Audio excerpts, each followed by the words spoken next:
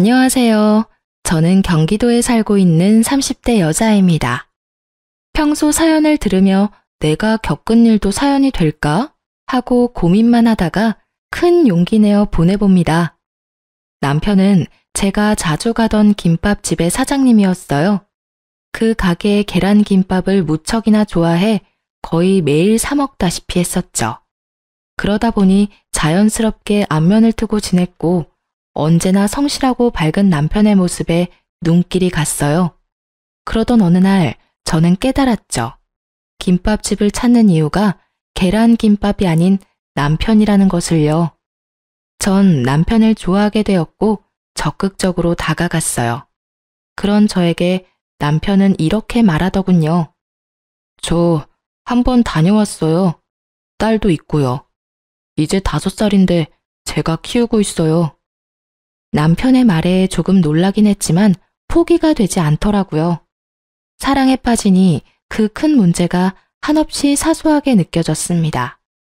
살면서 이렇게 최선을 다한 적이 있나 싶을 정도로 저는 남편을 설득했고 저에겐 예쁜 딸이 생기게 되었어요. 엄마, 사랑해요. 희은이는 엄마가 제일 좋아. 날마다 저를 사랑한다고 말해주는 5살짜리 딸 말이에요. 처음엔 저를 보며 엄마가 아니다며 울던 딸이었는데 제가 온 마음을 다해 사랑을 주니 딸도 저에게 마음을 열어줬어요. 이렇게 사랑이 넘치는 저희 모녀의 모습에 반대가 심하시던 부모님도 이제 남편과 저는 안 와도 좋으니 손녀라도 주말엔 꼭 친정에 보내라고 하실 정도로 딸을 예뻐하셨어요. 저희 세 식구는 주변의 우려보다 아주 행복하게 잘 지냈어요. 저는 급여는 적지만 근무 시간과 출퇴근이 자유로운 재택근무가 가능한 부서로 이동해 육아에 좀 더 신경을 썼고 남편은 일을 마치고 돌아와 저와 수다를 떨어줬어요. 그런 저희의 사이엔 딸이 꼭 안겨 있었고요. 저와 남편이 하루 중 가장 좋아하는 시간이었죠. 그렇게 저희는 행복한 시간을 보냈습니다. 하지만 어느 부부에게나 한두 가지 문제가 생겨나듯이 저희 부부도 예외일 순 없었습니다. 애 딸린 남자에게 시집 가면 시집살이는 없겠다며 그거 하나는 부럽다던 친구들의 예상과는 달리 어머님은 저를 가만두지 않았습니다. 결혼을 한 지 1년도 채 되지 않았을 때부터 틈만 나면 집으로 부르시길래 몇 번 가다 일이 바빠 못 간다고 핑계를 대니 그때부턴 틈만 나면 저희 집으로 오시더라고요. 어머님이 집에 오는 것도 불편한데 어머님의 입에서 나오는 요구는 더 불편했어요. 나왔다. 오셨어요? 오늘 또 무슨 일이세요? 꼭 무슨 일이 있어야 오니? 꼭 그런 건 아니지만요. 어머님, 제가 매번 말씀드리잖아요. 저 집에서 노는 거 아니고 일해요. 희은이 오기 전에 빨리 마무리 짓고 간식도 만들어 놔야 하는데 어머님 오시는 날엔 간식은커녕 일도 제대로 못하니 제가 좀 그래요, 어머님. 네가 능력이 부족한 걸 왜 내 탓을 하니? 누가 들으면 내가 너 일 못하게 방해라도 하는 줄 알겠다. 또 시작되고 있었죠. 매번 오실 때마다 하시는 똑같은 표정과 똑같은 말. 전 더는 같은 말을 하는 것도 지겨워 대꾸를 하지 않는 것으로 대답을 대신했어요. 그러자 어머님도 익숙하다는 듯 소파에 앉아 본론을 꺼내셨어요. 그나저나 너희는 정말 아기 생각 없니? 매번 말씀드리지만 없는 게 아니라니까요. 그러면 병원에 가라니까. 병원 가서 몇 가지 검사 받는 게 뭐 그렇게 힘든 일이라고 안 가고 버티니? 자연스럽게 생기면 당연히 낫겠지만 병원까지 다니면서까지 임신할 생각 없어요. 넌 이세 욕심도 없니? 너도 자식 하나는 있어야지. 자식도 없이 나이 들면 그거만큼 외로운 게 또 없다는 걸 왜 모르니? 그리고 손 귀한 집에 시집을 왔으면 얼른 아들 하나 낳아줄 생각을 해야지. 꼭 이 늙은이가 찾아와서 이렇게 부탁해야겠니? 어머님, 저 자식 있어요. 희은이요. 제겐 이미 6살짜리 딸이 있는데 왜 그렇게 말씀하세요? 손이 귀하든 안 귀하든 저희가 만족하고 저희가 생각 없다는데 왜 매번 오셔서 이러시는지 저로선 이해가 안 되네요. 이해가 안 돼? 너 참 이기적이구나. 당연히 손자 하나는 낳아야지. 설령 네 남편이 둘째 가지기 싫다고 해도 너라도 살살 구슬려서 아기 가질 생각을 해야지. 둘이 같이 손 놓고 있으니. 네. 제가 이기적이네요. 제가 이기적인 걸로 할 테니 이제 그만하세요. 혹시나 아기가 생기면 낳아드릴 테니까요. 혀를 차며 제 말을 듣던 어머님은 마음이 단단히 상하셨는지 다른 날보다 더 빨리 돌아가시더군요. 저렇게 마음이 상한 채로 돌아가셔도 또 며칠 뒤면 아무렇지도 않게 집에 오실 것이 뻔하니 신경 쓰지 않았어요. 처음부터 저도 이랬던 건 아니었는데 매번 오셔서 매번 같은 말씀을 하시니 어느새 저도 제 할 말을 참지 않고 하고 있더라고요. 그래서 그런지 선 넘는 어머님의 행동이 참을 만했어요. 제 예상대로 어머님은 또 찾아오셨고 그날은 주말이었던 터라 딸도 함께 있었어요. 어머님은 늘 그렇듯 손주 타령, 아니 정확히는 아들 타령을 시작하셨고 전 늘 그렇듯 무시했죠. 제가 도저히 말을 들어먹지 않자 어머님은 딸에게 괜한 화풀이를 하더라고요. 이게 다 너 때문이야. 그러게 그때 어떻게 해서든 엄마한테 보냈어야 했는데.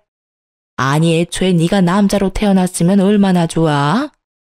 도저히 친할머니가 손녀에게 할 말이라고는 생각되지 않는 막말을 그것도 6살 어린 손주에게 내뱉다니 저는 화를 참을 수가 없었어요. 전 울먹이는 딸을 달래며 방으로 데려다주고 어머님에게로 가 소리를 질렀어요. 어머님! 아이 깜짝이야. 왜 소리를 지르고 그러니? 제가 지금 소리 안 지르게 생겼어요. 어떻게 손녀한테 그런 말씀을 하세요? 내가 틀린 말 했니? 말이야 바른 말이지. 죄만 없었어도 너희가 이렇게 손 놓고 있었겠니? 벌써 병원을 가도 몇 번을 갔을 테고 시험관 시술도 몇 번이나 했을 텐데. 아니지. 진작 네 뱃속에 내 손주가 생겼을 수도 있었겠지. 내 말이 틀리니? 틀려요. 저흰 그렇다고 해도 그렇게까지 해서 아기를 가지지 않았을 거예요. 뭐야? 그리고 설사 어머님 말씀이 다 맞다고 해도 희은이한테 그런 말까지 하시는 건 아니라고 생각해요.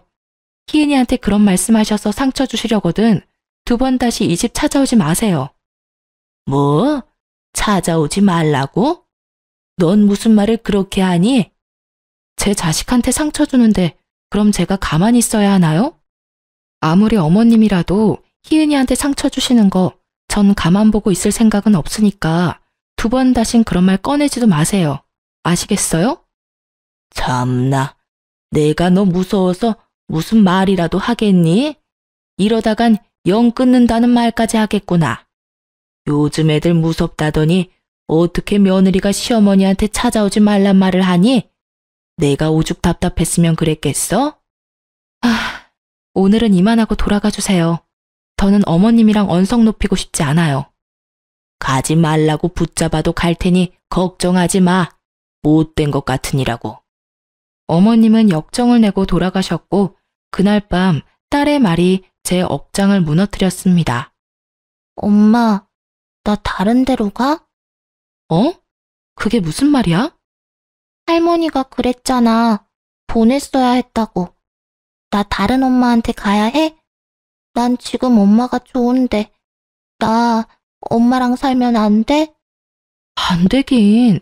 엄마 딸인데 당연히 엄마랑 살아야지. 엄마도 희은이랑 살고 싶고 희은이랑 살 거니까 그런 걱정하지 마. 알겠지? 응. 그런데 엄마, 할머니는 나 싫어해? 나한테 계속해서 화만 내. 아니야. 할머니가 우리 희은이를 얼마나 사랑하시는데. 아까는 할머니가 엄마한테 화가 나셔서 그래. 잔뜩 주눅이 든 딸을 재우고 얼마나 울었나 몰라요. 애가 무슨 죄가 있다고 이런 소리까지 들어야 하는 걸까요?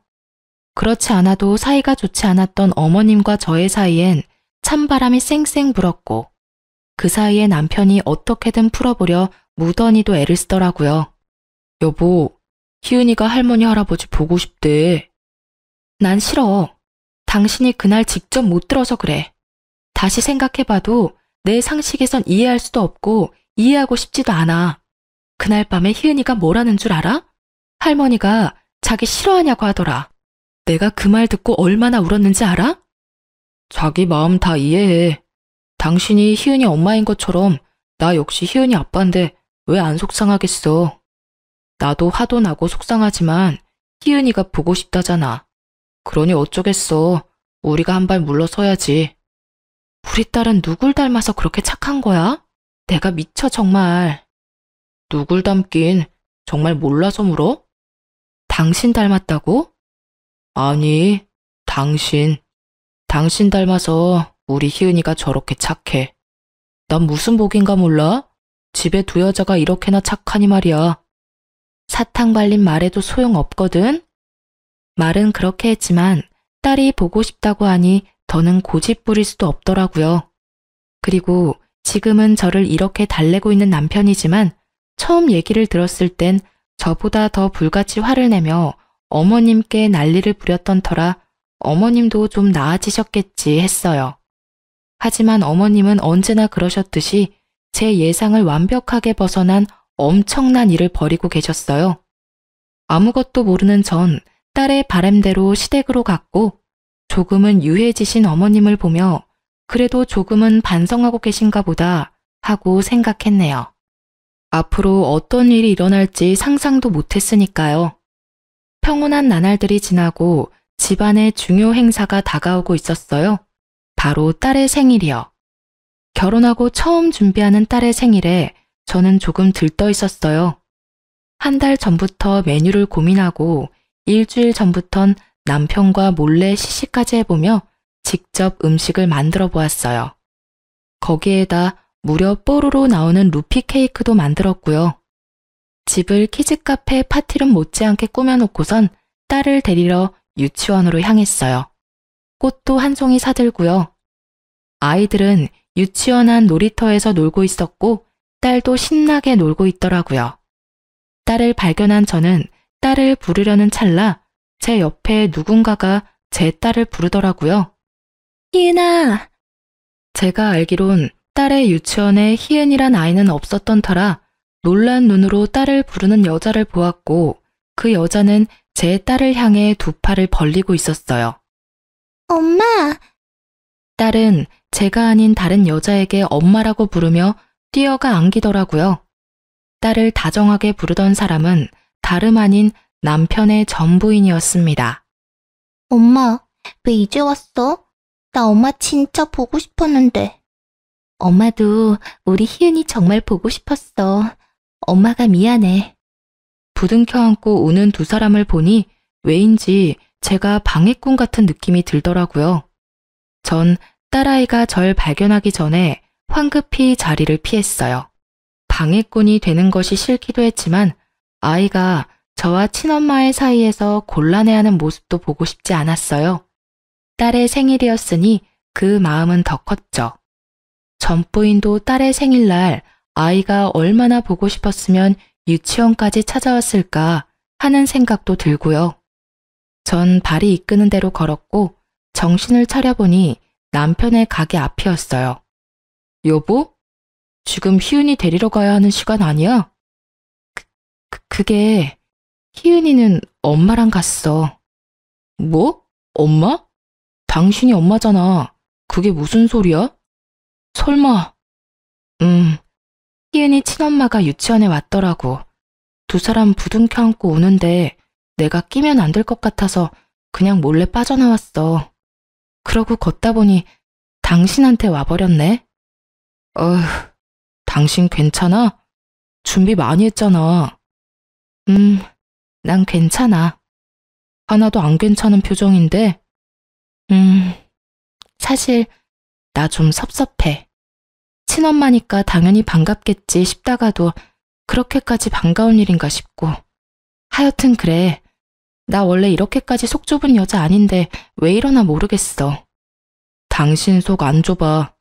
나 같으면 그 자리에서 희은이 빼앗아 안고 왔을 거야. 아니면 그 여자 팔을 꺾어버리든지. 여기가 어디라고 와서 내 딸을 안아요? 하면서 말이야. 뭐? 무슨 막장 드라마도 아니고 팔까지 꺾을 일이야? 지금 와서 돌이켜보니 팔까지 꺾을 일이 맞았더라고요. 내 딸을 안은 그 팔에 어떤 사심이 있었는지 그때 알았더라면 말이죠. 이것 봐. 당신은 세상에서 가장 마음이 넓은 사람이니까 그런 생각하지 말고 집에나 가자. 나 배고파. 당신 가게는? 알바생 있잖아. 나도 좀 쉬자. 그리고 내 생일에는 미역국 한 그릇이 끝이었지만 딸 생일엔 얼마나 상다리가 부러져라 차렸는지 봐야겠어. 참고로 난 당신과 달리 밴댕이 소갈딱지라 차별이 너무 심하다고 생각되면 그 음식 내가 다 먹어버릴 테니까 각오하라고. 제 기분을 풀어주려 시답지 않은 농담이나 하는 남편을 보며 저는 그나마 좋지 않은 생각을 떨쳐버릴 수 있었어요. 8시가 넘어서야 딸은 집으로 돌아왔고 즐거워하는 딸을 보니 그걸로 되었다 싶더라고요. 딸은 목욕을 하고 바로 잠이 들었고 그날 밤 남편과 저는 맥주 한 잔을 하며 이야기를 나눴어요. 희은이 좋아 보이더라. 그렇지? 당신 많이 섭섭하지? 아니, 괜찮아. 아깐 섭섭했는데 지금은 진짜 괜찮아. 그럼 다행이고. 그런데 아무래도 이상해. 그 여자랑 나랑 이혼한 지가 3년이 넘었는데 이제껏 한 번도 찾아온 적도 없었거든? 찾아오기는커녕 희은이 생일날 연락 한 번 온 적도 없었어. 정말? 매년 생일 때마다 찾아온 거 아니었어?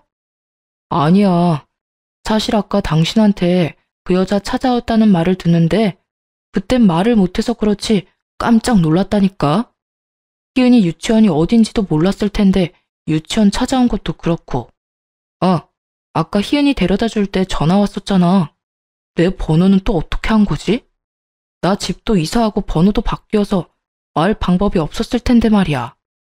그러게, 당신 말 듣다 보니 좀 이상하긴 해. 어떻게 한 거지?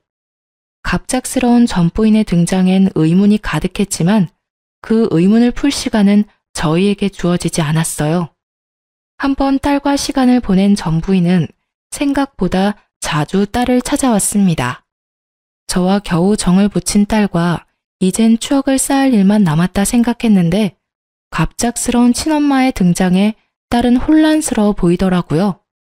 엄마, 나는 왜 엄마가 둘이야? 어? 친구들 보면 엄마가 하나인데 왜 나는 엄마가 둘이지? 그건 원래는 우리 희은이도 엄마가 한 명이었어. 그런데 너무 사랑스럽고 착한 희은이를 보니까 엄마도 우리 딸 엄마가 너무 되고 싶은 거야. 그래서 엄마도 희은이 엄마하게 해달라고 아빠한테 막 부탁해서 희은이 엄마가 되기로 했어. 혹시 희은이는 엄마가 2명이라서 싫을까? 딸은 고개를 내저었지만 표정은 밝지 않더라고요. 아직 사실을 받아들이기엔 어린 나이이기도 하니 어떻게 말해야 할지 어렵기도 하고 조심스럽기도 했어요. 상황이 이렇게 흘러가니 안 되겠다 싶어 남편을 통해 약속을 잡고 만나게 되었어요. 얼굴 볼 사이는 아닌 것 같은데 무슨 일이죠? 저도 껄끄럽기는 마찬가지라 본론만 말할게요. 요즘 너무 자주 찾아오시는 것 같은데 자제 좀 부탁드릴게요. 이때까진 애가 오죽 보고 싶을까 하는 마음에 그냥 뒀는데 만남이 너무 잦으니 희은이가 혼란스러워해요. 그래서 말인데 앞으론 정해진 날짜에만 만나러 오셨으면 해요. 그러니까 지금 그쪽 말은 내가 배 아파서 낳은 내 딸을 만나는 것도 그쪽이 정해준 날에만 만나라 이 뜻인가요? 다행히 이해력은 좋으시네요. 희은이 만나는 날은 남편과 상의해서 말씀드릴 테니까 그런 줄 알고 계시면 될 것 같아요. 내가 싫다면요? 싫다고 하면 제가 뭘 어쩌겠어요. 변호사나 찾아가겠죠.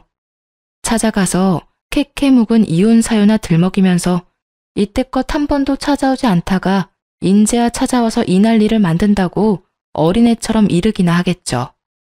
그렇게 되면 모르긴 몰라도 저희가 정해주는 횟수보다 더 적게 만나셔야 할 텐데 괜찮으시겠어요? 대꾸할 말이 없는지 전 부인은 그저 저를 노려볼 뿐 말이 없었어요. 당연히 그렇겠죠. 자세히는 모르지만 이 여자 어느 날 갑자기 애도 버리고 도망갔다고 들었으니까요. 다 싫다고 딸까지 버리고 떠날 때는 언제고 이제 와서 권리를 주장하니 참 어이가 없었던 터라 좀 강하게 밀어붙였죠. 그 정도 했으면 말을 알아들었겠지 했는데 전 부인이랑 그 여자 정말 뻔뻔했어요. 제가 씨알도 먹히지 않겠다는 생각이 들었는지 남편에게 전화해 울고불고 하며 하소연하는데 상상 그 이상이더라고요. 난데 당신이랑 같이 사는 여자 왜 그래? 오늘 나한테 뭐라는 줄 알아? 희은이 볼 생각도 하지 말라고 하면서 글쎄 나한테 얼마나 무섭게 했는 줄 알아? 나도 다 들었는데 집사람 입장에선 충분히 할 수 있는 말이던데. 당신이 그 여자한테 깜짝같이 속고 있는 거라고. 바보야? 그 여자가 하는 말 고지고대로 믿게. 오늘 나한테 하는 거 보니까 모르긴 몰라도 당신 모르게 우리 딸 희은이한테 어떻게 할지 뻔하다고. 너보다 집사람이 100배는 더 희은이한테 잘하니까 쓸데없는 걱정하지 말고 전화도 하지 마. 희은이 다음에 언제 볼지는 문자로 보내놨으니까 그런 줄 알고 끊어. 코너에 몰리니 모함까지 하는 전부인을 보며 전 이대로 물러날 여자는 아닐 거란 예감이 들었어요. 다음 날 아침 딸을 유치원에 데려다주고 그 길로 시댁으로 향했어요. 아무리 미운 어머님이라도 이럴 땐 도움이 되지 않을까 했으니까요. 벨이 고장났는지 아무리 벨을 눌러도 반응이 없어 비밀번호를 누르고 들어갔어요. 거실엔 사람이 없었고 다들 어디 가셨나 하고 생각하는 순간 안방에서 소리가 들리더라고요. 처음엔 어머님이 통화하시나 했는데 아니더라고요. 시댁엔 남편의 전 부인이 와 있었습니다. 두 사람의 대화를 엿듣는데 화가 끓어오르더군요. 걔가 그렇다니까. 말이라도 못하면 밉지라도 않지. 어찌나 되바라지게 말대꾸를 하는지. 내가 걔랑 대화하고 나면 머리가 지끈지끈해. 그러니까요, 어머님. 저도 어제 그 여자 만나보니까 보통 내기는 아니라는 생각이 확 들더라고요. 변호사 어쩌고 저쩌고 하면서 막 겁을 주는데 모르긴 몰라도 어머님이 고생 많이 하셨겠어요. 애미야, 내가 오죽했으면 너한테 연락했겠니? 너 생각은 좀 해봤어? 다시 합칠 생각은 있는 거야? 그래요. 갑작스럽게 등장한 전부인의 뒤엔 어머님이 계셨던 것이었어요.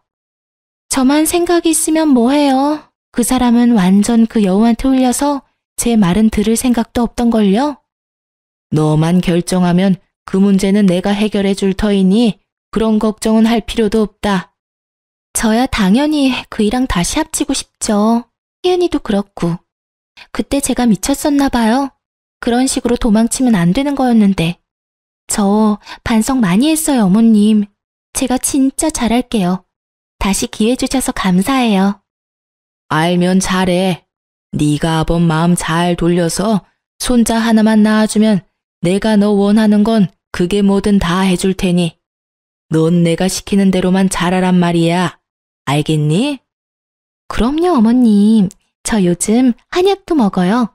임신 잘 되는 약이요. 어머나, 그렇니? 어쩜 넌 하는 짓마다 그렇게 예쁘니? 그 물건이랑 달라도 너무 다르구나. 그 물건은 내 말이라면 귀등으로도 안 듣고 무시하는데 걔는 대체 친정에서 뭘 배운 건지. 그 뒤로도 제 뒷담화는 계속되는 듯 했으나 워낙 충격이 커 더는 귀로 들어오지 않더라고요. 대관절 그놈의 손주가 뭐길래 저딴 짓까지 버리는 건지 도대체 상식이라는 것이 있는 사람인지 별의별 생각이 다 들더군요. 그러면서 주체할 수 없을 정도로 화가 나 온몸은 덜덜 떨리고 눈물이 핑 도는 것이 계속 있다간 큰일 날 것 같아 시댁을 조용히 빠져나왔어요. 집으로 돌아온 저는 남편에게 말해야 할지 말지 생각하고 또 생각했어요. 남편을 믿어 의심치 않지만 또 사람 마음이란 게 어떨지 모르는 일이니까요. 남편의 마음을 알 수 있는 기회는 빨리 찾아왔어요. 모든 사실을 알게 된 당일 저녁 시모한테서 전화가 왔고 급한 일이 있다며 남편을 집으로 오게 만들더군요. 무슨 일이 일어날지 보지 않아도 뻔했고 전 남편이 돌아오길 기다렸어요. 9시가 넘어 시댁에 갔던 남편은 새벽에 돌아왔고 전 소파에 앉아 남편을 기다리고 있었어요. 앉았네? 당신 기다렸지. 많이 지친 듯 제 옆에 와서 앉은 남편의 표정은 좋지 않았어요. 천장을 보고 긴 숨을 고르던 남편은 이내 씩씩거리며 입을 열었습니다. 내가 진짜 미치겠어. 왜? 무슨 일 있었어? 내가 당신 기분 나빠할까봐 말 안 하려고 하다가 이런 일은 숨기면 더 큰 오해가 될 수 있어서 말하는 거니까 듣고 너무 기분 나빠하지 마. 알겠지? 알겠으니까 말해봐. 집에 갔더니 글쎄 그 여자가 떡하니 있더라니까. 당신 전 부인? 그래. 그 여자 혼자 그 집에 덩그러니 있었어. 어머니가 불러서 왔다고 하면서 웃는데 여자만 아니었으면 진짜 내가 가만 안 뒀을 텐데. 말도 없이 버리고 갈 때는 언제고 어떻게 사람이 그렇게 뻔뻔한지. 내가 어머니가 오라고 했다는 말을 도저히 믿을 수가 없어서 어머니한테 전화했더니 나한테 뭐라고 하는지 알아? 뭐라고 하셨는데? 그 여자랑 다시 잘해보래. 그래서 내가 어머니 병원에 가보시랬어. 그 정도면 치매 아니시겠어? 난 이렇게 부인이 있는데 어떻게 그런 말씀을 하시는지 이해가 돼야 말이지. 내가 진짜 황당하고 화나서 2번 다시 이런 짓 하면 가만 안 두겠다고 단단히 못 받고 왔어. 그러면서 나 잘했지라고 하는 이 사람. 남의 편이 아니라 제 편인 것이 확실하더라고요. 그래서 전 제가 들은 사실을 남편에게 다 말해주었어요. 뭐? 그래서 당신은 가만히 있었어? 그럼 내가 어떻게 해. 머리채를 잡을 수도 없고. 잡았어야지. 내가 잡으면 뉴스에 나겠지만 당신이 잡으면 고작해야 맘카페나 올라오겠지. 아, 내가 다 아쉽다고. 그런데 그래서 당신은 괜찮아? 마음 많이 상했지. 안 되겠어. 있어봐. 불같이 화를 내던 남편은 새벽인 것도 잊은 것인지 어딘가에 전화를 걸었고 주소를 알려줄 테니 당장 와보라고 하고 전화를 끊어버리더군요. 누구인지 궁금했지만 일단 전 기다렸어요. 이토록 화난 남편은 처음이었기에 섣불리 말을 걸기가 쉽지 않더라고요. 얼마나 지났을까요? 초췌한 모습의 남자가 집으로 왔어요. 남편과 그 남자의 대화를 들어보니 대충 알겠더라고요. 남자의 정체는 전 부인과 바람난 상간남이었어요. 유부녀랑 바람나서 한 집안 망쳐놨으면 잘 살기나 하지. 왜 이런 상황까지 오게 만듭니까? 당장 그 여자 데리고 가세요. 네? 그 여자 여기 있습니까? 자기 부인이 지금 어디 있는 줄도 몰라요? 그 여자 집 나간 지 오래됐어요. 제가 사업이 망하니까 금고에 있던 돈부터 해서 집에 있던 폐물까지 돈 될 만한 건 다 들고 사라졌어요. 이렇게 벌 받나 봅니다. 정말 죄송했습니다. 이제 와서 그딴 사과 받을 생각 없으니까 당장 그 여자 끌고 가세요. 주소는 마찬가지로 문자로 보내줄 테니. 아, 그리고 그 여자가 지금 무슨 짓을 하고 돌아다니는지 그 증거도 같이 보내줄 테니까 그걸로 뭘 하든 알아서 하세요. 용서한다는 뜻은 아니니 착각하지 마세요. 난 당신들 절대 용서할 생각 없어요. 남편은 상간남에게 그간 전 부인이 다시 합치자고 개소리를 해대는 문자를 보내주었고 상간남은 그런 남편에게 연신 사과와 감사를 전하고선 시댁으로 쳐들어갔어요. 나중에 안 사실인데 남편이 보내준 문자 증거 덕분에 그 남자가 좀 더 유리하게 이혼할 수 있었다고 해요. 물론 위자료도 많이 받았다고 하고요. 남자가 떠난 후 남편은 잠시 생각에 잠겼다가 어머님께 전화하더군요. 여보세요. 이 시간에 웬일이니? 어머님, 대체 무슨 일을 꾸미시는 거예요? 내가 뭘 어쨌다고 이러니? 정말 몰라서 물으세요? 전 이미 결혼했고 지금 충분히 행복하다고요. 그리고 아직도 모르세요? 저 싫다고 애도 버리고 간 여자가 이제 와서 왜 다시 그러겠어요? 다 돈 때문이잖아요. 심지어 그 여자 재혼도 했다고요. 뭐? 재혼? 그게 사실이야? 나한텐 그런 말 없더니 보약한 것. 당연히 숨겼겠죠. 어머니 같으면 남편이 부도 나서 집에 돈 될 만한 건 다 가지고 도망쳤다는 말을 하겠어요? 하여튼 2번 다신 이런 말도 안 되는 일 버리지 마세요. 또 이러시면 저 어머니 안 보고 사는 건 물론이고 아버지께 다 말씀드릴 겁니다. 그런 줄 알고 끊으세요. 평소 아버님의 말이라면 꼼짝도 못하는 어머님이었기에 남편의 입에서 아버님의 말이 나오자 불같이 화를 내시더라고요. 하지만 남편은 단단히 화가 났는지 전화를 그냥 끊어버렸어요. 그리곤 오늘 하루가 많이 고단했는지 제 어깨에 기대더라고요. 그런 남편을 보는데 참 안쓰러웠어요. 항상 밝았던 남편의 과거엔 도대체 어떤 일이 있었던 걸까요?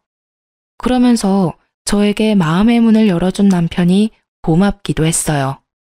미안해. 나 때문에 이런 일까지 겪게 해서. 별 말씀을. 난 당신한테 고마운데. 나한테? 왜? 결국 나한테 와줬으니까? 난 당신 덕분에 좋은 남편도 생겼고 천사 같은 딸도 생겼어. 그러니까 당신한테 고맙지. 그렇게 고마우면 나 용돈 5만 원만 올려주면 안 될까? 그건 안 돼. TMI지만 남편의 용돈은 사연을 쓰는 지금도 동일해요. 하여튼 남편과 저는 이제 큰일은 다 지나갔다고 생각하며 나름 평화로운 일상을 보내고 있었어요. 하지만 그 평화도 오래가진 못하더라고요. 어느 날 밤 남편은 아버님에게서 어머님이 많이 아프시니 당장 집으로 오라는 문자를 받았고 남편은 급히 시댁으로 갔어요. 전 딸이 잠들어 함께 가지 못했고요. 걱정스러운 마음에 시부모님께 전화를 걸어보았지만 2분 다 전화를 받지 않으시더라고요. 저의 걱정은 점점 더 커졌고 남편이 어서 집에 오길 기다렸어요. 남편은 생각보다 빨리 돌아왔고 이런 말을 해도 되는지 모르겠지만 표정은 그야말로 썩어 있었어요. 여보, 표정이 왜 그래? 어머님 많이 아프셔? 아니, 아프기는 집에 있지도 않더라. 뭐? 그럼 설마... 맞아. 또 그 여자 혼자 있더라고. 확실하게 뿌리치고 오는 길에 어머니랑 통화해봤는데 그 여자 이혼했다고 찾아왔길래 받아주셨다고 하더라고. 알고 보니까 아버지 폰으로 어머니가 몰래 문자 보냈더라고. 아, 도대체 왜 그러시나 모르겠다 정말. 어쩐지 2분 다 전화 안 받으시더라. 그 여자도 그 여자지만 어머님도 참 보통 분은 아닌 것 같아. 어떻게 그런 생각을 하실 수가 있지? 내 말이 나도 이해가 안 되는데 당신은 오죽하겠어? 도저히 안 되겠다 싶어서 어머니한테 연 끊자고 했어. 그리고 바로 아버지한테 전화드렸어. 그간 있었던 일 다 말씀드렸으니까 한바탕 난리 날 거야. 지금도 어머니가 어떻게 해서든 집 비우려고 아버지 끌고 여행 가신 모양인데 여행지에서 큰일 치르시겠지 뭐. 그놈의 손자가 뭐라고 이렇게까지 하실 일이야? 아니면 그냥 내가 싫으신 걸까? 깊이 생각하지 마. 연 끊을 거란 말 진심이니까. 나 이제부터 아버지는 몰라도 어머니랑은 연락도 하지 않고 살 거니까 당신도 그렇게 알아. 그날 이후 남편은 어머님의 모든 연락을 받지 않았어요.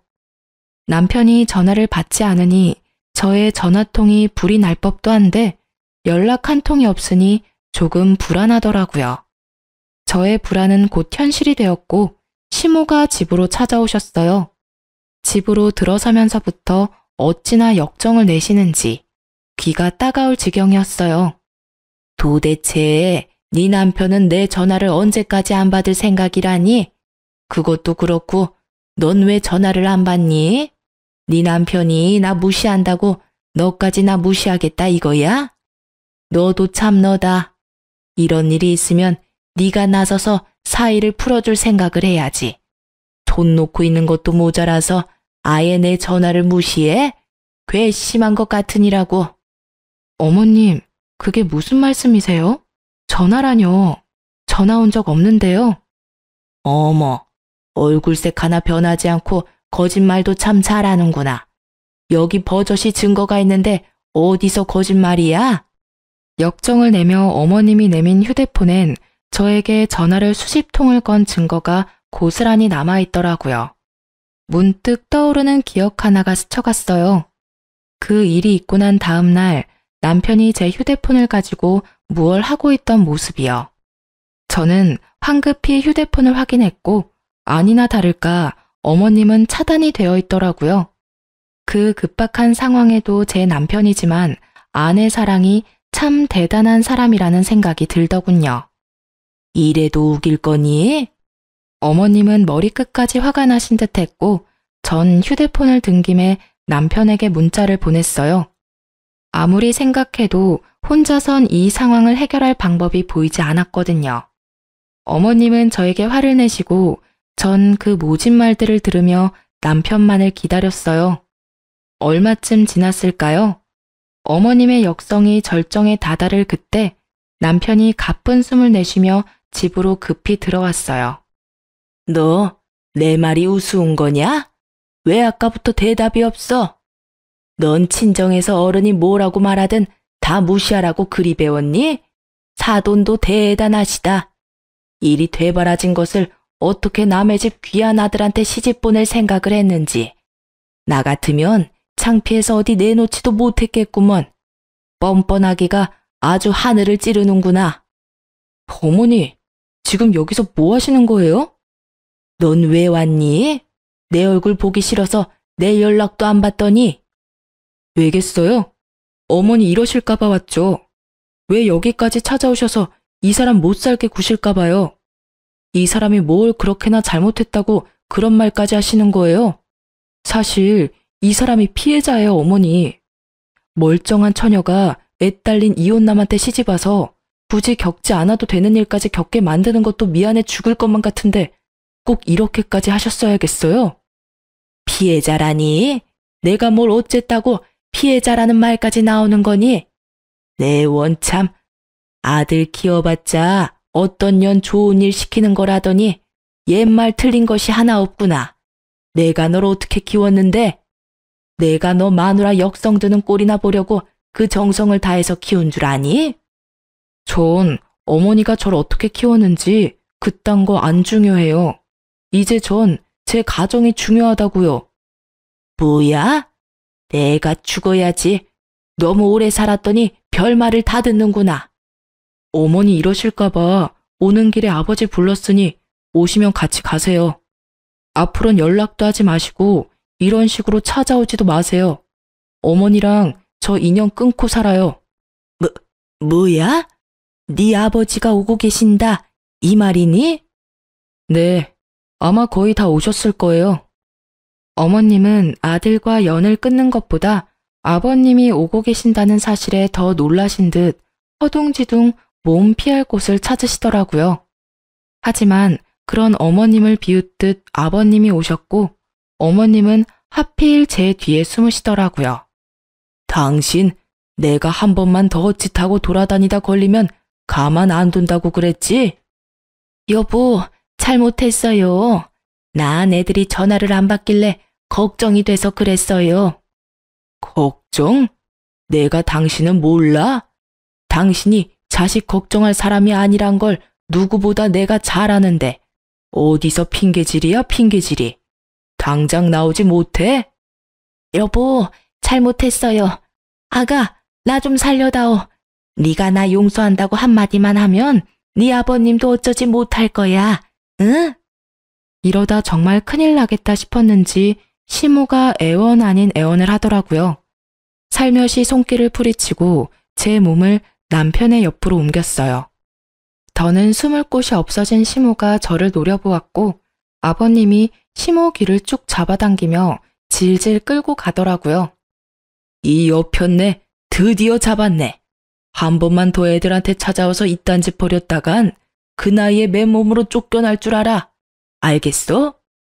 아버님의 손에 끌려가는 와중에서 시모가 저에 대한 날선 눈빛은 거두지 않으시더라고요. 저 역시 그 눈을 끝까지 피하지 않았고요. 그렇게 모든 일들이 일단락되는 듯 했어요. 어머님도 맨몸으로 쫓겨나시는 건 싫으셨는지 더는 찾아오시는 일도 없었고요. 하지만 정말 끝날 때까지 끝난 게 아니더군요. 어머님이 더는 자신에게 도움을 주지 않자 전 부인이 저를 찾아왔습니다. 앞으론 희은이 보고 싶을 때마다 볼 거니까 그런 줄 알아요. 사과까진 바라지도 않았지만 기껏 찾아와서 한다는 말이 또 희은이 타령이에요. 그쪽한테 양심이란 게 있다면 적어도 희은이를 핑계 삼지 않을 텐데 내 생각보다 훨씬 뻔뻔하고 나쁜 엄마네요. 뭐라고요? 다 알아들었으면서 되묻지 마요. 그쪽 같은 사람이랑 길게 말 섞고 싶지도 않으니까. 아, 희은이 보고 싶으시다고요? 네, 보고 싶어요. 엄마가 딸 보고 싶은 건 당연한 거 아니에요? 매일 밤 하루가 멀다고 꿈까지 꾼다고요. 사랑하는 내 딸 희은이가 꿈에 나와서 엄마 하고 웃는데 자고 일어나면 눈물이 앞을 가려 앞이 보이지 않을 정도라고요. 아, 그랬어요? 진작 말하지. 그 정도면 희은이 보내줘야죠. 희은이 보내줄 테니 데리고 가세요, 쭉. 그게 무슨 말이에요? 저의 제안에 크게 당황하는 전부인을 보며 저런 여자도 친엄마라고 그리워하는 내 딸이 불쌍해지더라고요. 한 아이의 엄마라는 사람이 좀 더 사람답게 살 순 없는지 답답한 심정이었어요. 그러니까 이게 무슨 말이냐면 희은이가 그렇게 보고 싶고 그리우면 이제부턴 희은이 그쪽이 데려가서 키우라는 말이에요. 그렇게 사랑한다니 어쩌겠어요? 핏줄이 당긴다는데 제가 포기해야죠. 아니, 꼭 그렇게까진 안 해도 될 것 같은데. 맞다, 희은이 아빠가 그렇게 안 해줄 텐데요. 돌파구라도 찾은 듯 화색이 도는 전부인을 보며 저는 말했습니다. 그이요? 그건 걱정 말아요.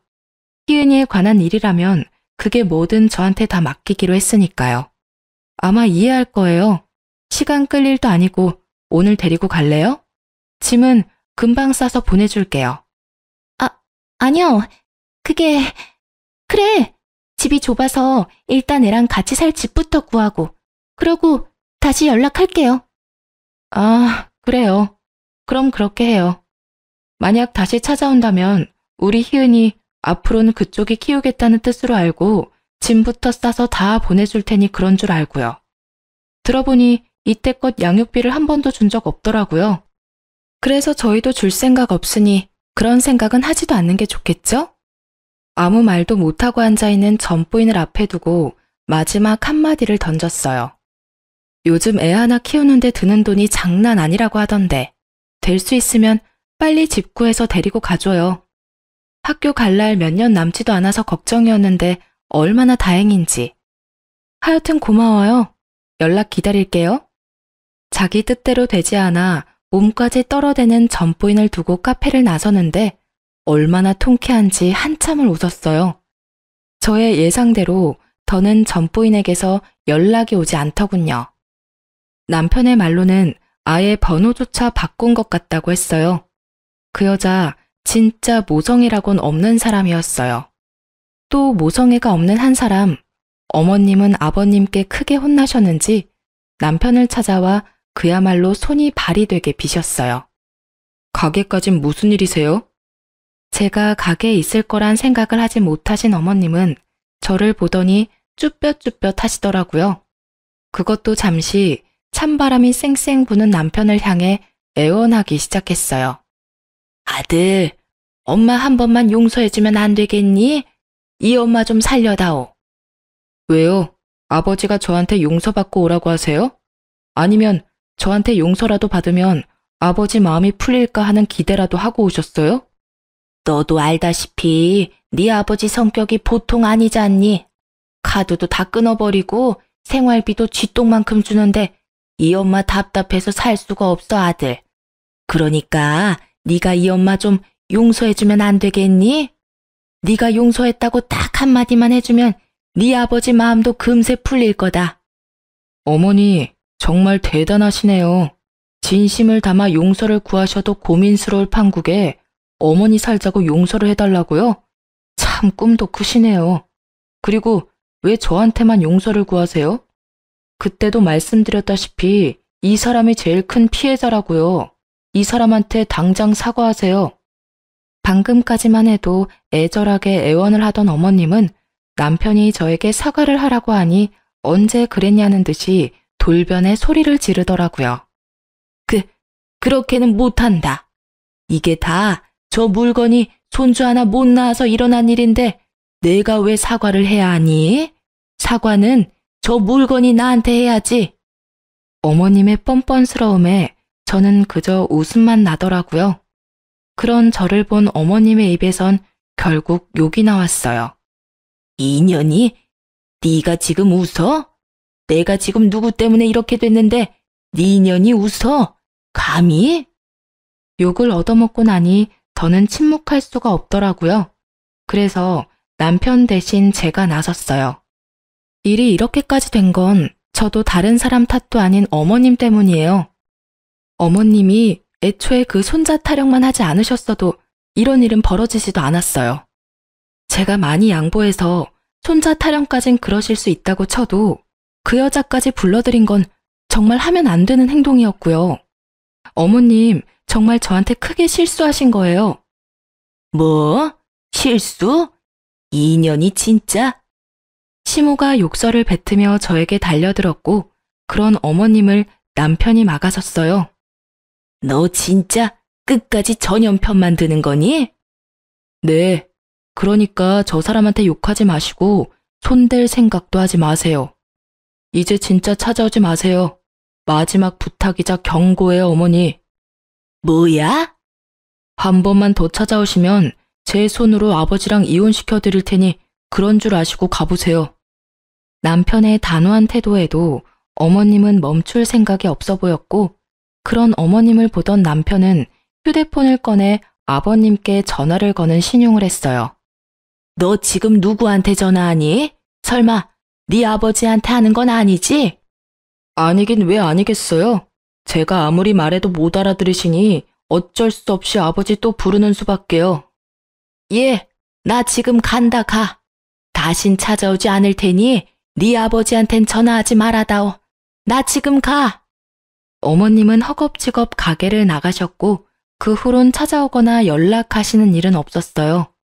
이렇게 전쟁 같던 사건은 끝이 났습니다. 그래서 그 후론 정말로 어머님과 연을 끊었냐고요? 결론부터 말씀드리자면 그렇게까진 하진 못했어요. 전 아예 연락도 하지 않고 얼굴도 보지 않고 살지만 남편은 가끔 찾아뵙고 있어요. 어머님을 뵈러 가는 것이 아닌 아버지를 찾아뵈며 옆에 계신 어머님도 어쩔 수 없이 보고 오는 것이지만요. 저흰 아무 일도 없었다는 듯이 잘 지내고 있어요. 딸도 많이 안정되었고요. 변한 것이 있다면 혹시나 어머님이 또 찾아오실 것을 대비해 집과 가게를 옮겼다는 것이네요. 요즘 저희 부부의 최고 고민은 둘째를 가져야 하나? 입니다. 딸이 동생이 가지고 싶다고 졸라대는 덕분에 머리가 아플 지경이라 심각하게 고민하고 있네요. 어머님도 참 성미도 급하셨죠. 느긋하게 기다리셨다면 이런 날이 왔을 텐데 말이죠. 하여튼 딸의 동생 타령이 계속되면 동생을 낳아주려고요. 딸이 동생만 낳아주면 본인이 다 돌본다고 하니 그 말 속는 셈 치고 믿어봐야죠 뭐. 요즘엔 소름 끼칠 정도로 제 습관을 그대로 닮아가는 딸을 보며 하루하루 놀라고 있어요. 엄마, 나 오늘은 분홍 양말을 신고 싶어요. 공주님 양말. 취향도 저를 닮아가네요. 제 배 아파 낳은 딸이 아니면 어떤가요? 이렇게나 저를 쏙 빼닮았는걸요. 딸과 상의도 없이 친엄마와의 연을 끊어버린 것이 걱정스럽긴 하지만 제 딸은 저의 결정을 이해해 줄 거라 믿어요.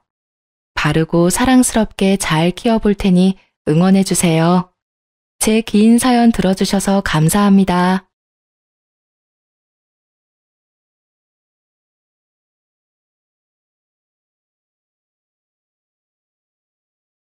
안녕하세요. 혹시 여러분들 주변에는 공주병 말기에 거짓말쟁이가 있었나요? 아니면 능력도 안 되는데 일만 벌리고 수습은 하지도 않는 그런 뻔뻔한 사람은 없었나요? 저는 그런 사람들에게 장장 5년을 시달리며 살아온 40대 초반의 평범한 여자예요. 빠져나온 지 얼마 되지는 않았지만 그때 생각만 하면 지금도 가슴이 부슬거리고 머리로 피가 몰리는 기분이네요. 그 사람들이 누구인지 궁금하시나요? 바로 저의 시모와 시부였던 사람들의 이야기예요. 그 사이에서 남편이라도 정상적이었다면 다행이었을 텐데 저에게는 그런 작은 행운조차도 없었죠. 남편은 그런 시부모의 성향을 골고루 이어받았거든요. 제가 제 결혼이 사기일지도 모른다고 생각했을 정도로 결혼 전에 남편은 정말 제게 잘해줬어요. 정말로 딱 결혼식 전까지만요. 남자가 결혼하면 바뀐다고들 하잖아요. 그냥 옛날 사람들 말인 줄 알았어요. 요즘 같은 시대에 그런 사람과 결혼할 여자가 어디 있겠어요? 그래서 저는 남편을 철석같이 믿었어요. 너무 잘해줬거든요. 혼자서도 잘했고 제 탓을 한 적도 없었어요. 그건 이혼하기 직전까지도 바뀌지 않았어요. 다만 한 가지 변수가 있긴 했죠. 시댁과 관련된 일에서는 칼 같은 면이 있었거든요. 처음에는 남편의 그런 모습에 편하게 생각하기로 했어요. 제가 시댁에 잘하기만 하면 남편도 그렇게 예민하게 굴지는 않을 거라고요. 그런데 그렇게 쉬운 문제가 아니었어요. 남편이 그렇게 싸고 도는 시부모님들이 문제덩어리였거든요. 저와 남편은 동갑내기 커플로 우리 사이에는 아들이 하나 있었어요.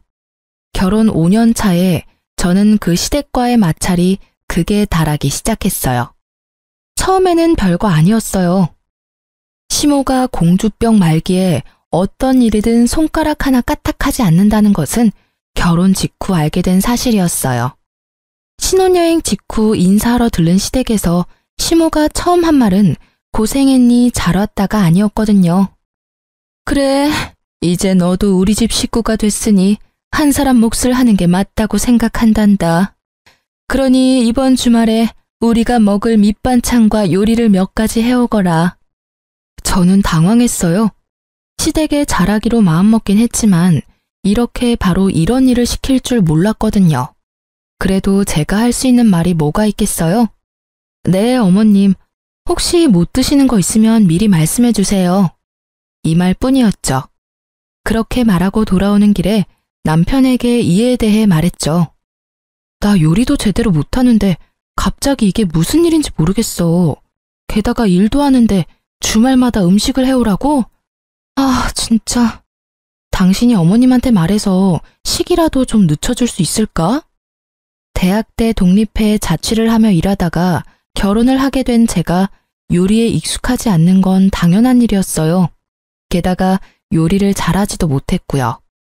자신감도 없었지만 실제로도 시간도 없었어요. 제 직장은 주 5일이 아니라 주 6일이었거든요. 토요일까지 나가야 하는 일에 시모의 그 말은 제게 있을 작은 여가 시간마저도 가져가겠다는 말로만 들렸거든요. 우리 엄마 고생 많이 하셨어. 나 학교 보내려고 안 해본 일 없을 정도로 많이 하셨고. 그래서 나 결혼하고 나면 일 그만두신다고 하셨거든. 그러니까 당신이 좀 이해해. 어머니가 쉬고 싶은 거니까 며느리가 된 자기가 고생 좀 해줘. 솔직하게 이 말이 정말 어이없게 들렸거든요. 고생을 한 어머님께 도움을 주고 싶다는 남편 말은 이해가 됐어요. 친정엄마가 그렇다면 저도 도움을 주고 싶을 때니까요. 그런데 왜 자기가 안 하고 나한테 그걸 시키려는 거죠? 왜 제가 이해를 하고 고생을 해야 하느냔 말이죠. 그 이야기를 하려다가 일단 입을 닫았어요. 싸우고 싶지 않았거든요. 제 성격이 원래 그렇게 호전적이지는 않아서 싸울 일은 만들지 않는 것에 중점을 두거든요. 생각한 대로 내뱉으면 분명 싸우게 될 것이고 결혼한 지 한 달, 아니 한 주도 안 된 우리가 싸우면 분명히 이 결혼에 후회할 거라는 생각이 들어서 겨우 참았어요. 그리고 그 주 주말부터 저는 시모를 위한 음식을 준비하기 시작했어요. 집에서 밑반찬 몇 가지와 잡채, 불고기 등을 해서 시댁으로 갔어요. 요리 솜씨에 자신이 있는 건 아니라서 불안했지만 그래도 요리를 완성했다는 보람은 있었거든요. 일요일에 오전 내내 만든 음식을 들고 오후에 시댁에 가서 저녁밥을 먹기로 했어요. 제가 만든 반찬들이 가득한데 시모가 음식을 먹더니 한마디 하더군요. 반찬은 간이 짜고 국은 싱겁고 요리는 맛이 없네. 넌 도대체 친정집에서 뭘 배워온 거니? 이걸 사람에게 먹으라고 주는 거야? 너희가 먹는 거 아니라고 건성으로 요리했어? 조곤조곤 큰 소리도 내지 않고 잔소리하는 시모를 보며 꾹 화를 참았어요. 친정 이야기를 꺼내는 것 자체도 열받았지만 흥분하지 않고 이야기를 꺼냈죠. 어머님, 제가 대학 졸업하면서부터 계속 일을 하는 바람에 요리를 배울 시간이 부족했어요. 시간이 조금만 더 있으면 괜찮아질 것 같은데 그때까지만이라도 좀 참아주세요. 그렇게 마음에 안 드시면 제가 다음부터는 반찬 가게에서 사올게요. 누구는 일 안 하니? 나도 평생을 일했어. 지금 좀 쉬는 것뿐이지. 요리를 배울 시간이 부족해? 부족하면 열심히라도 해야지. 뭐니 이게? 크기는 다 제각각에 간도 제각각. 요리에 기본이 안 되어 있지 않니? 그리고 반찬을 왜 사서 와? 너 돈이 그렇게 차고 넘쳐? 아니면 힘들게 돈 버는 우리 아들 더 힘들게 하고 싶어서 그런 소리 하는 거야? 그것도 아니면 시모가 반찬해오라는 말이 고깝게 들려서 사온다는 거야? 하고 싶은 말은 태산이었지만 또 참았어요. 시부도 남편도 여기 제 편을 들어주는 사람은 아무도 없었고 시모는 그런 제가 풀이 죽었다고 생각했는지 미친 듯이 몰아붙이더라고요. 정작 저는 한 귀로 듣고 한 귀로 흘리고 있었지만요. 다음부터는 음식을 사가겠다고 생각했거든요. 그런데 청천벽력 같은 소리를 들었어요. 네가 반성하고 있다면 이제부터 일요일 오전에 우리 집에 와서 음식 만들어. 내가 옆에서 지켜보면 정성스럽게 만들 수 있겠지. 제 계획이 산산조각 나는 말이었어요. 게다가 일주일 중 일요일이 완전히 사라졌다는 뜻이기도 했고요. 저는 급히 남편의 옆구리를 찔렀어요. 그런데 남편이 모른 체 하더군요. 결국 알겠노라 답하고 돌아오는 차 안에서 저는 남편에게 한마디 했어요. 어머님, 너무한 거 아니야? 일주일에 6일을 일하는 사람이 나야. 꼭 하나 남은 휴일을 뺏어가야 하는 게 맞는 거냐고. 당신이 어머님한테 말 좀 해봐. 내가 무슨 말을 해줘? 당신이 싫으면 싫다고 말하면 되지. 그리고 내가 몇 번이나 말했잖아.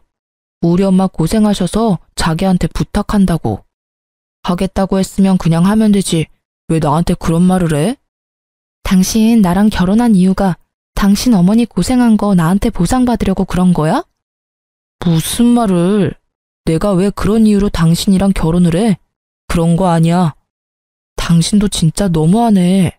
그냥 이해만 좀 해달라고 했잖아. 이해는 해. 이해하고 있다고. 그런데 이런 식으로 사람 괴롭히려는 건 좀 아니지. 뻔히 주 6일 일하는 거 아시면서 왜 그러시는 건데? 그리고 당신이 내 사정 뻔히 알면 안 된다고 말이라도 해주던가. 어머니 힘든 거 이해하는데 왜 그 보상을 나한테 시키냐고. 당신이 직접 하면 되지. 며느리가 식모야? 내가 당신네 집 하녀야 뭐야. 결국 시모 편드는 남편 때문에 저의 인내심은 극에 달했고 큰 소리를 내지르고 말았죠. 제가 이렇게까지 화내면 남편도 화낼 거라 생각했는데 무슨 일인지 답을 안 하더군요. 그렇게 집으로 돌아와서는 아예 아무것도 듣지 못한 것처럼 아무 일 없이 행동하더라고요. 제 말을 싸그리 무시하는 것만 빼면요. 무슨 말을 해도 돌아오지 않으니 저도 실력 행사에 나서기로 했어요. 참는다고 해결된 문제는 아니라고 생각했거든요. 제가 선택한 방법은 상대방이 나가 떨어지도록 만드는 거였어요. 그 다음 주부터 아예 음식을 엉망진창으로 했어요. 아니지, 모양은 예쁘게, 맛은 더럽게 없게 만들었죠. 짜고 맵고 신 음식들을 골고루 만들어냈어요. 그런데 알고 보니 시모가 저를 시댁으로 부른 이유는 따로 있더라고요. 제게 집안일까지 시키려고 하더군요. 그런데 더 열받는 게 뭔지 아세요? 제가 땀 뻘뻘 흘리며 세면대며 싱크대며 청소하는 사이에 시모는 소파에 누워서 얼굴에 팩 붙이고 드라마 시청을 하더라고요. 며느리가 식모라도 되는 양 말이죠. 그래서 청소도 중간부터는 대충 했어요. 화장실 청소할 때 일부러 변기 닦던 솔로 세면대 닦고 샤워부스 닦고 다 했거든요.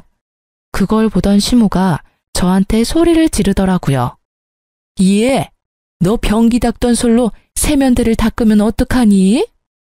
아, 어떻게 청소에 기본도 안 된 애가 시집을 갈 생각을 해? 아이고, 며느리를 잘못 들여도 한참 잘못 들였어.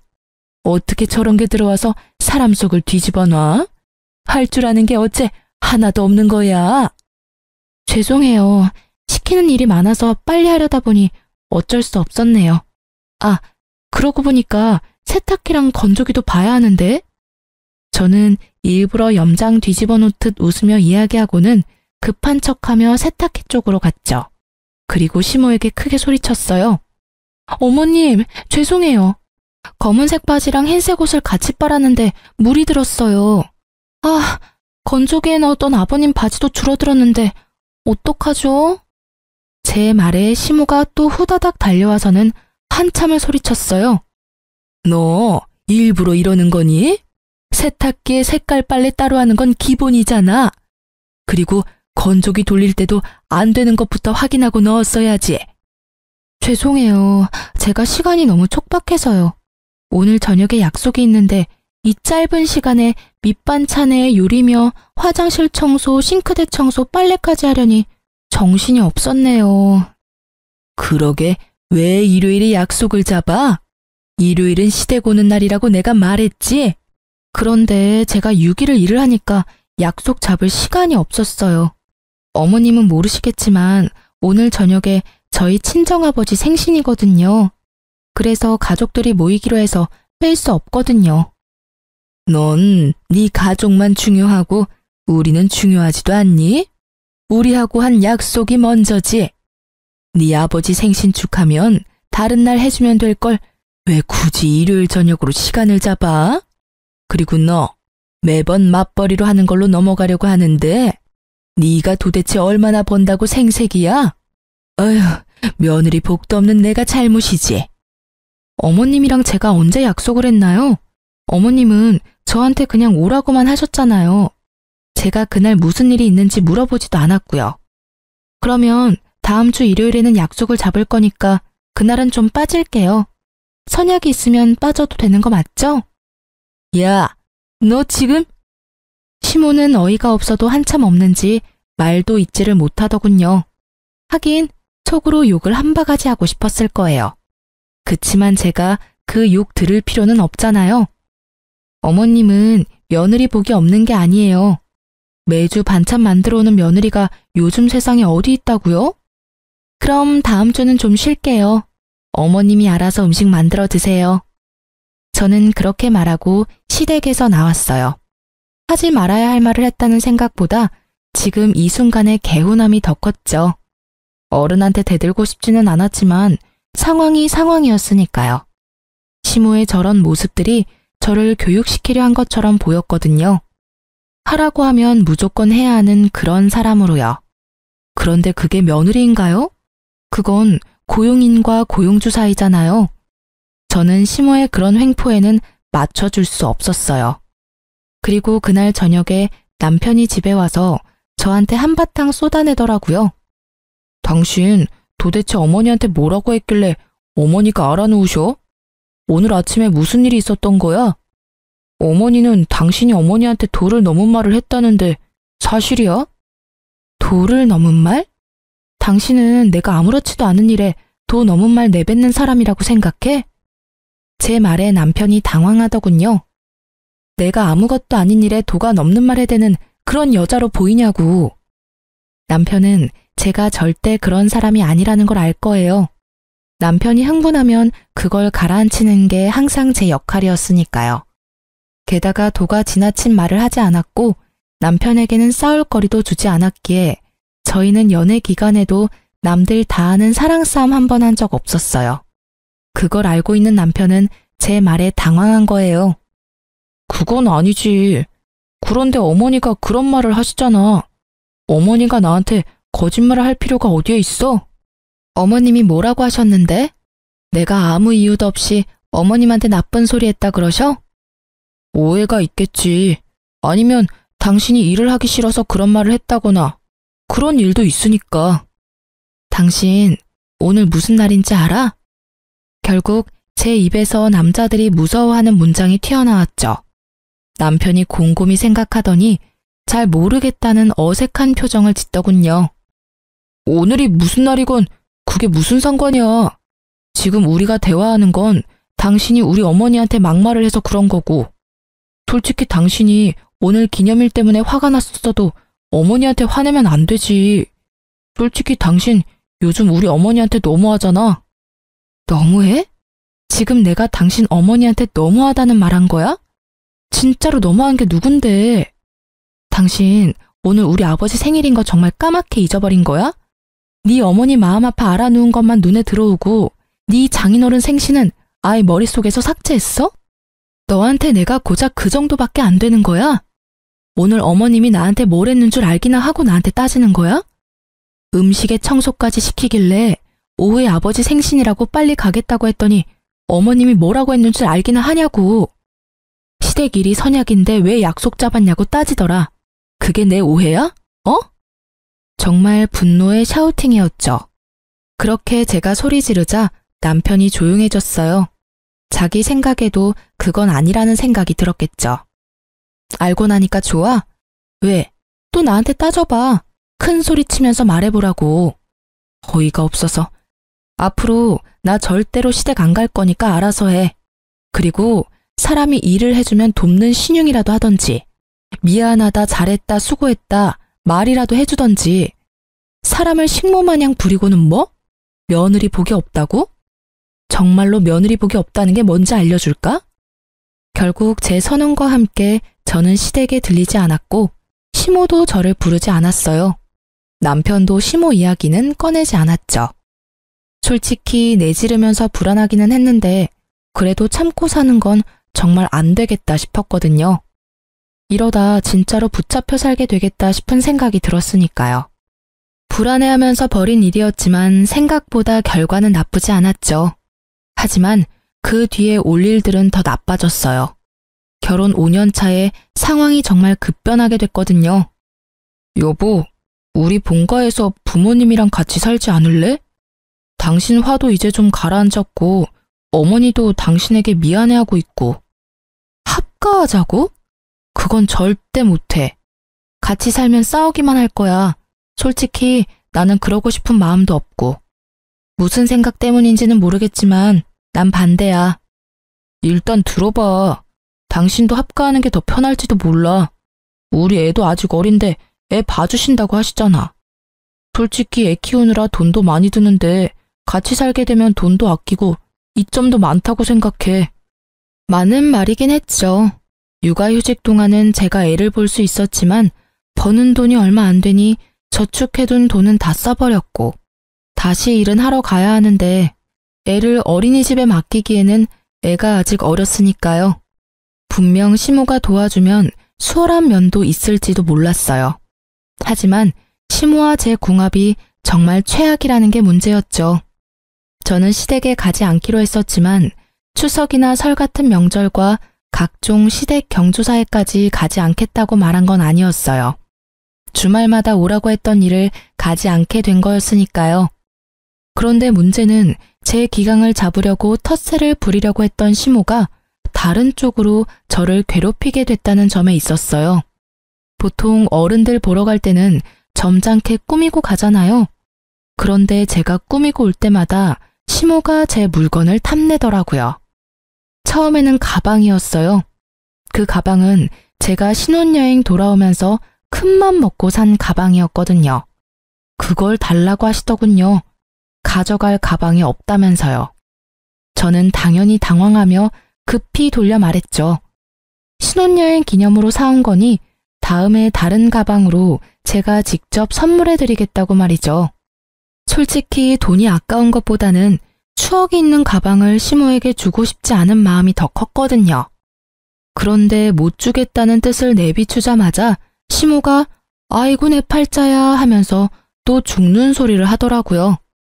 결국 그걸 듣고 있던 남편이 제게 자기가 가방 다른 거 사줄 테니 그걸 시모에게 주라고 하더군요.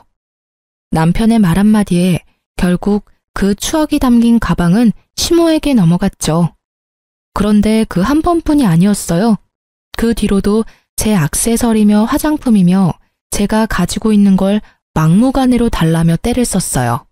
솔직하게 말하자면 시모 나이에 사용하기에는 너무 어려 보이는 것들도 무작정 달라고 용을 쓰는데 정말 미쳐버리겠더라고요. 그런 일들이 계속 일어나서 시댁에 갈 때는 허름한 옷에 오래된 것들만 착용하고 다녔거든요. 만약 합가를 한다면 어떻게 될까요? 제 물건이 온전히 제 것이 되기는 할까요? 솔직히 그런 마음이 가장 먼저 들었어요. 그래서 합가에 필사적으로 반대했거든요. 남편에게도 말했죠. 당신 모르지? 내가 시댁 갈 때마다 왜 그렇게 허름하게 다니는지. 어머님이 내가 가지고 있던 거 다 뺏어가시니 아끼는 물건이나 새 물건은 절대로 가져가지 않는 거야. 그런데 합가? 내 물건이 나만 하기는 하겠어? 그렇다고 그런 일들을 당신이 막아주지도 않을 거잖아. 매번 어머님이 죽는 소리 하면 나중에 새 걸로 사줄 테니까 어머님 주라고 해놓고는 한 번도 사준 적 없으면서. 제 말에 다 맞는 말인지라 남편도 아무 말 안 터군요. 그런 남편에게 합가는 절대 안 된다고 못 받고 그 일은 끝난 듯 보였어요. 그런데 끝이 아니었더라고요. 한 달 뒤에 남편이 와서 다시 합가 이야기를 꺼내더군요. 이미 다 끝난 이야기야. 왜 자꾸 합가 이야기 꺼내는데? 우리 어머니 지금 암 걸렸어. 얼마 전에 건강검진 갔다 왔는데 암이래. 그런 어머니한테 혼자서 밥 차려 먹으라고 어떻게 그래. 당신이 좀 도와줘, 응? 암이라는 이야기에 저도 덜컥 겁부터 났어요. 요즘 세상에 암이 그리 희귀한 것도 아니지만은 그렇다고 해도 죽을 병에 가까운 이미지이긴 하잖아요. 많이 안 좋으셔? 생각보다 안 좋다고 하더라고. 대신 집에서 잘 챙겨 먹고 잘 쉬어야 치료도 잘 된다는데. 아무래도 혼자서는 힘드시잖아. 아버지도 사업하시느라 여기저기 바쁘시고. 당신이 좀 도와주면 안 될까? 저는 고민했지만 고민해서 될 일이 아니라고 생각했어요. 시모가 밉지만 죽을지도 모른다는 이야기를 들으니 애처로운 마음이 생기더라고요. 알았어. 그럼 우리 집 내놓고 팔리면 들어가자. 그 전까지는 주말에 가서 어머님 도와드릴게. 저는 합가를 받아들이기로 했어요.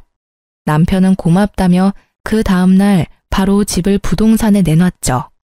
결국 신혼초대로 돌아가고 말았지만 좋게 생각하기로 했어요. 그리고 그 뒤로 주말마다 시모 수발 들러 시댁에 갔어요. 3주째 되는 날 시모는 시부와 남편과 함께 서울에 있는 큰 병원에 항암 치료를 하러 가게 됐어요. 3박 4일 일정이라기에 별 의심 없이 보내놓고 저는 시댁 청소에 돌입했어요. 암 환자에게 더러운 집에서 지내게 할 수는 없으니까요. 그런데 시부 책상을 청소하다가 시부가 진 빚의 존재를 알게 되어버렸죠. 사업을 하신다고 하셨는데 몇 번이나 사업 종목이 바뀌었거든요. 솔직히 저는 시부가 사업을 하는 게 아니라 일을 안 하는 백수인데 며느리 복이 그래서 사업한다고 속인다고 생각했거든요. 그런데 그 생각이 훨씬 나을 뻔했더라고요.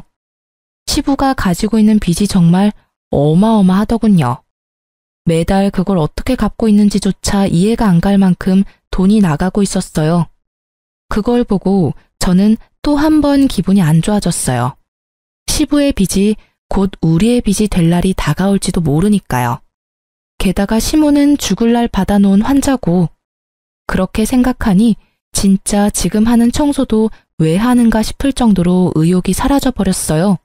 그때 저희 부모님에게 연락이 왔어요. 딸, 요즘 많이 힘들지? 힘들긴 한데 뭐 괜찮아. 그런데 무슨 일로 전화했어?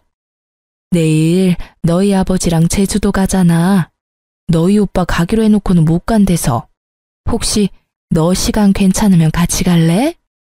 기회이긴 했어요. 시부모와 남편은 4일 동안 집에 오지 않을 것이고 저와 아이 둘이서 친정 부모님과 1박 2일 정도만 있다 가더라도 기분 전환에는 충분할 것 같더라고요. 저는 집으로 가서 부랴부랴 준비했어요. 사실 원래는 제가 가기로 한 거였어요. 시모가 아프지만 않았다면 말이죠. 그런데 날짜 딱 맞춰서 시모가 병원을 가줬으니 저에게는 다행인 상황이잖아요. 평일에다가 성수기가 아니었던지라 티켓은 다행스럽게도 남아있었고 저는 아이와 둘이서 친정 부모님 모시고 제주도로 떠났어요. 두 분 결혼 기념일이었는데 제가 고생하는 거 알고 계셨는지 저한테 신경을 많이 써주더라고요. 그런 부모님한테 고맙기도 하고 죄송하기도 하고 그렇게 두 분 따라다니며 사진사를 자처하고 있었는데 폰 카메라 너머로 제 두 눈을 의심할 광경이 펼쳐지고 있었어요. 외손주와 함께 있는 부모님 너머로 사진을 열심히 찍고 있는 시모와 시부, 그리고 남편의 모습이 제 카메라에 찍힌 거죠. 저는 동영상으로 그 광경을 계속 찍었어요. 제가 잘못 본 게 아닌가 싶었는데 아니었어요. 정확하게 시모, 시부 남편이었어요. 그제야 제가 당했다는 생각이 들더군요. 시모가 암에 걸렸다는 것 자체가 거짓말인 거더라고요. 합가를 위한 거짓말. 게다가 이번에는 남편도 그 계획에 한몫했다는 거에 제가 더 배신감을 느낀 건 어쩔 수 없는 당연한 일이었어요. 합가를 절대 하지 않겠다고 했으니 남편이 술을 쓴 거예요. 시모가 암에 걸렸다고 하면 거절하지 못할 거라는 걸 알고 한 거짓말. 저는 온몸의 피가 거꾸로 솟는다는 게 어떤 것인지 남편과 시댁 덕분에 알게 됐어요. 당장 가서 따질 수도 있었지만 그러지 않았어요.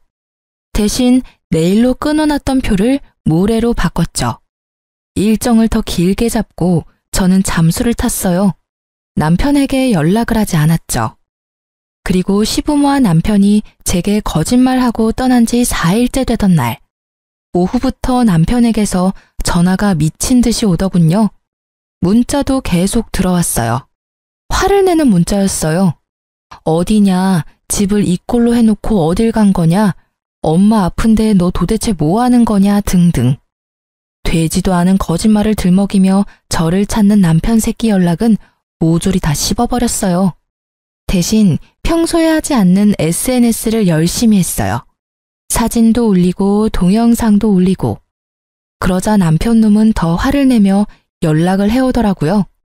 남편 새끼 화를 어느 정도 돋군 후에 저는 남편 놈에게 문자로 동영상과 사진을 보내줬어요. 시부모와 남편이 제주도에서 열심히 놀고 있는 모습이 찍힌 걸로요. 제가 그걸 보내고 나자 남편의 연락은 결이 바뀌었어요. 오해가 있다. 당신이 생각하는 그런 거 아니다.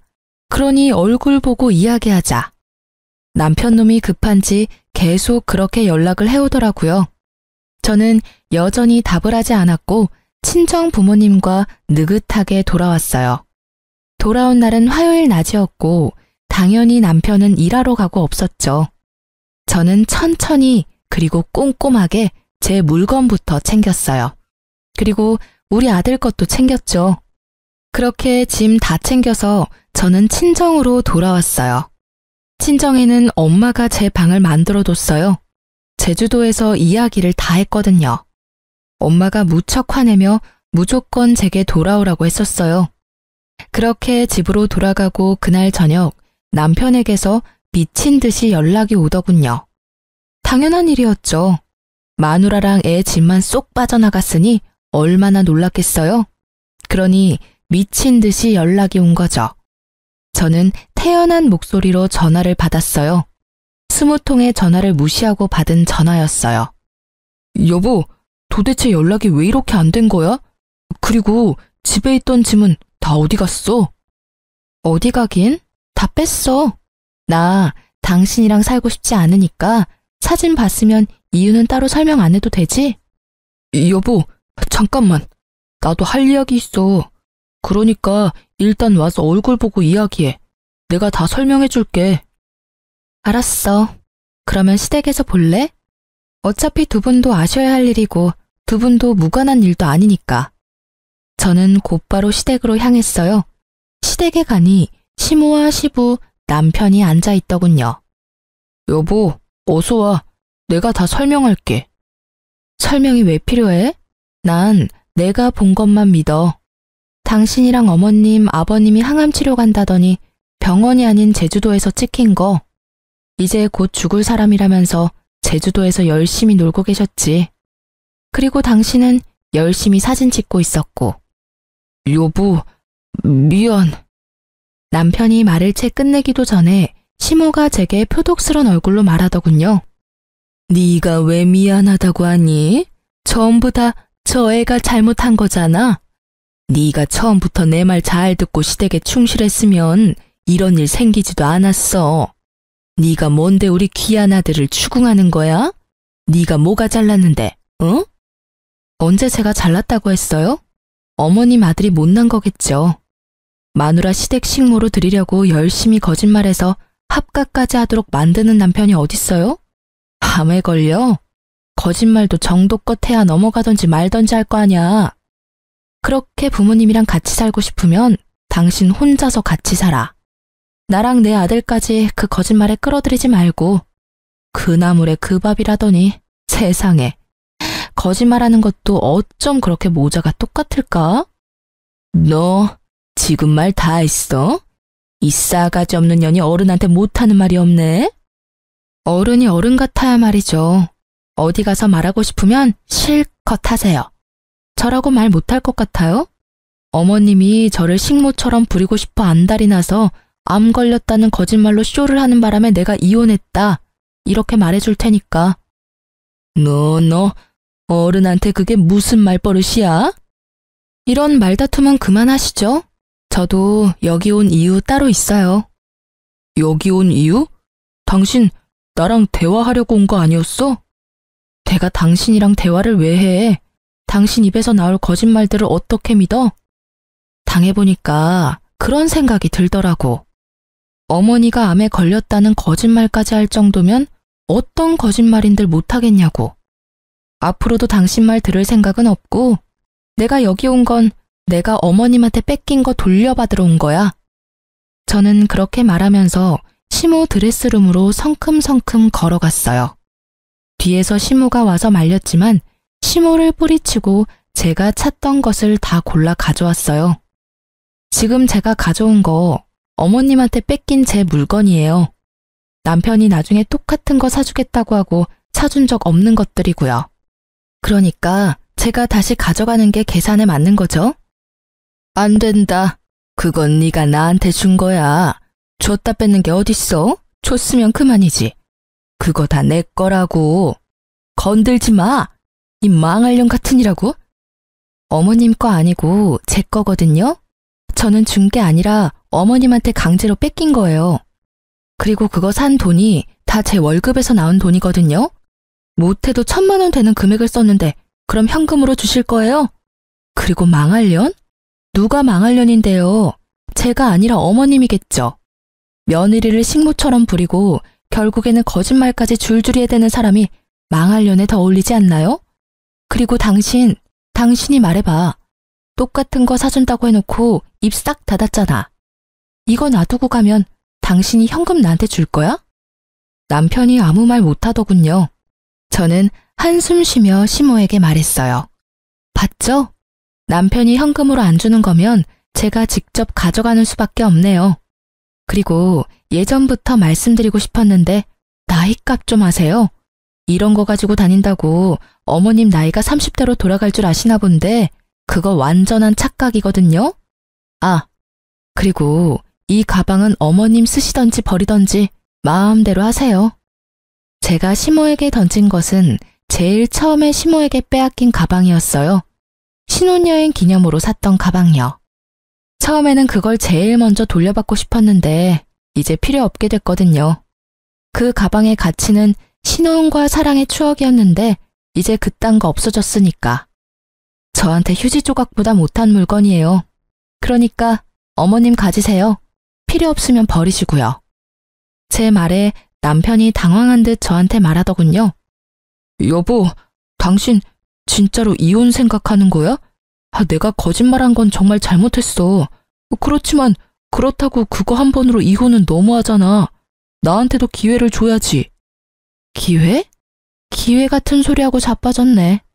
이 정도로 큰 거짓말로 사람을 속였으면서 기회? 난 사기꾼한테 기회를 줄 정도로 착한 사람이 아니거든? 지금 당장 다 뒤집어 엎어버리고 싶은 거 꾹 참고 있으니까 더 이상 내 성질 돋구지 말고 찌그러져 있어. 제가 화내는 걸 처음 목격한 남편이 너무 놀란 나머지 딸꾹거리며 제게서 물러서더군요. 사람이 참는데도 한계가 있는 법이거든? 사람이 좋게 넘어가려니까 호구로 보고 지랄이야.